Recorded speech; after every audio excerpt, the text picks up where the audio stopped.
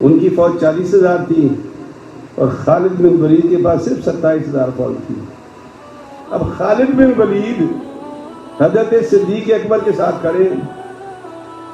کہا حضرت جی جا تو میں رہا ہوں، لیکن وہ لوگ مسلمان کلمہ پڑھتے تھے سرکار دو عالم کا، اور آپ بھی پڑھتے ہیں۔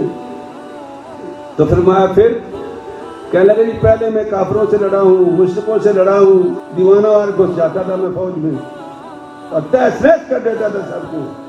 حضرت جی اب تو وہ مسلمان ہیں، پگڑیاں بھی ہماری جیسی، کلمہ بھی ہمارے جیسا، ماتھے پہ محراب بھی ہمارے جیسے، لباس بھی ہمارے جیسا۔